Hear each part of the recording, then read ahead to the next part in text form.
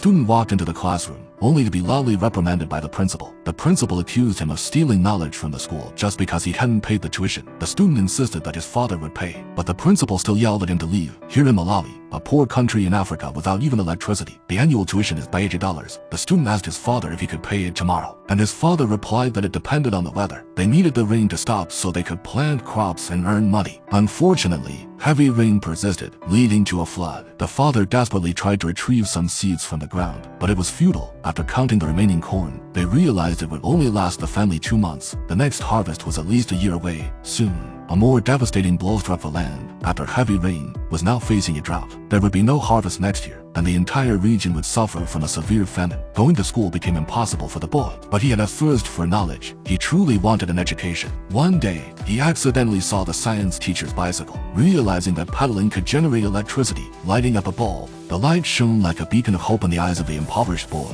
Inspired, he had a bold idea: why not generate electricity to pump water from the ground to combat drought? Unfortunately, there was no electricity in their area. He scavenged through a multinational company's trash heap and luckily found old batteries, a small water pump, and some spare parts. To conduct experiments, he needed to understand the principles of electricity. After many attempts, he managed to sneak into the school library, a place accessible only with paid tuition. There, he found a book titled Energy Utilization and eagerly immersed himself in learning. The 3-year-old boy enlisted the help of his friends to process bark, wind coils, and dismantle a radio motor. Astonishingly, they successfully created a wind power generator. The question arose, could he find water? A boy who could only afford 1 meal a day proudly demonstrated his handmade wind generator to his father. The contraption indeed produced electricity, making the radio play. He declared his intention to build a real power generator to pump water from the ground, conquering the drought. The father, after having a satisfying meal, seemed pleased. He continued saying he needed his dad's bicycle, and it had to be cut up as part of the generator.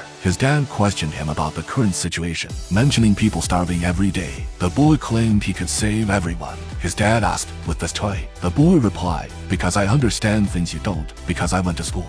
This statement angered his dad, who hadn't eaten for several days. He smashed his windmill with one blow, scolding his son and forbidding him from touching such things again, urging him to pick up a hoe and cultivate the land.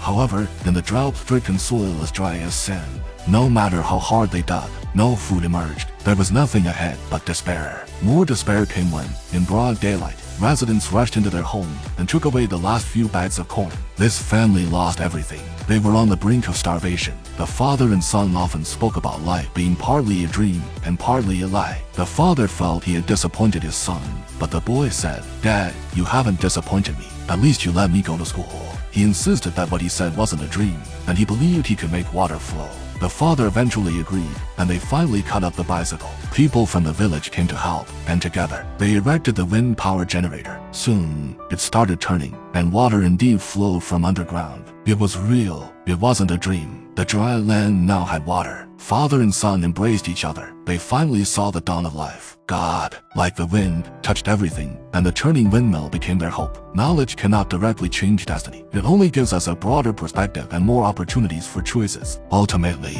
it takes courage to make real changes and move forward. For a family, a village, or even a nation, more people need to take bold steps. This movie is based on a true story and is inspiring, but questions have been raised. For example, since there was water in the well, why not fetch water for irrigation instead of relying on this rudimentary pumping device? Does this story highlight how smart the child is, or how lazy and numb the others are? I can't answer these questions. I wasn't born in a rural area, and I don't know the farming conditions in Malawi, especially in severe droughts. Many urban people are far from impoverished areas, and some use a lazy word to describe everything related to poverty. However, let's not forget how much effort our ancestors put in to fill our stomachs in recent decades. Remember the bitter to appreciate the sweet. Join hands to build a shared destiny, and only then can we, as well as all of humanity, go further.